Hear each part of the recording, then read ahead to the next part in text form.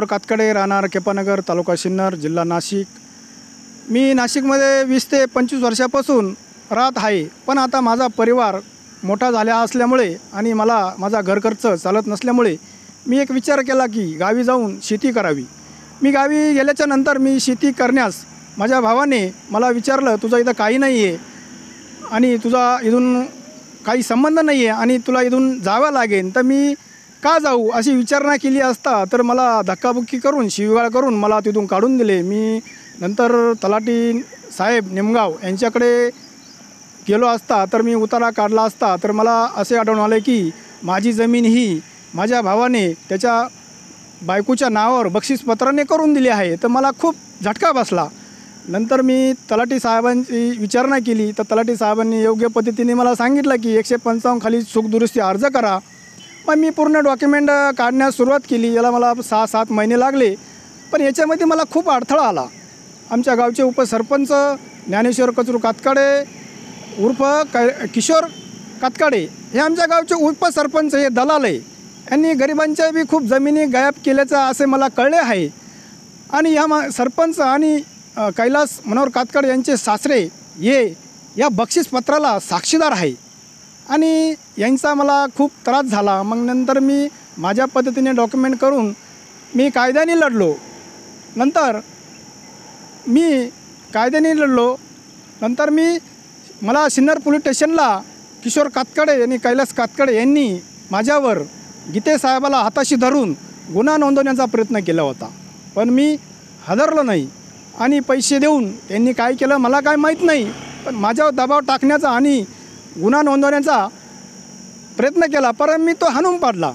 नंतर आम्ही माझे डॉक्युमेंट जे आहे कायद्याने चालू असताना आम्ही नोटिसा बजावल्या होत्या आणि त्या नोटिसाचा आम्हाला कोणताही प्रतिसाद न मिळाल्यामुळे माझ्या वकिलांनी SP ला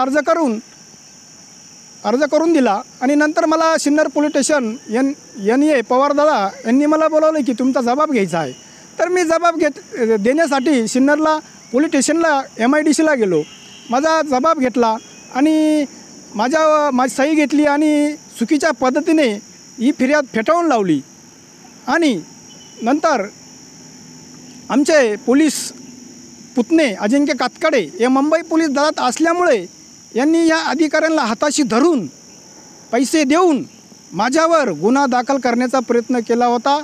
याच्यामध्ये मुख्य सूत्रधार हे आमच्या गावचे उपसरपंच किशोर कातकडे आहे आणि यांच्यावर सिन्नर पोलीस स्टेशनला गुन्हे पण दाखल आहे आणि गावामध्ये खूप आदिवासींच्या जमिनी घेतलेल्या आहे असे मला पण आढळून आले आहे। त्यानंतर मी युनियन बँकेत गेलो। युनियन बँकेत माझ्या क्षेत्रावर लोन दाखवले असता मी युनियन बँकेत प्रशांत शिंदे यांना विचारणा केली असता प्रशांत शिंदेंनीसुद्धा मला तिथून हाकलून दिलं, ही जमीन तुमच्या भावाची आहे, तुमचा काही संबंध नाही अशा पद्धतीने चुकीचे कागदपत्र करून यांना लोन देऊन हे जे कोणी तलाठी असन सर्कल असन आणि जे काही सबरजिस्टरवाले असतील यांच्यावर कायद्याने गुन्हा झाला पाहिजेत एवढं मी बोलतो।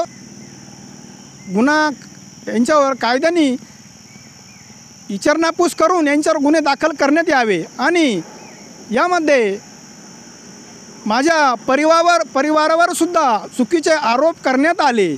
मी आमच्या गावचे पोलीस पाटील सरपंच कांगणे यांना जाऊन भेटलो आणि विचारणा केली।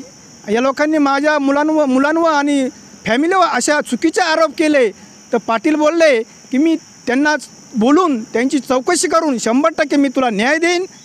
जय हिंद, जय महाराष्ट्र।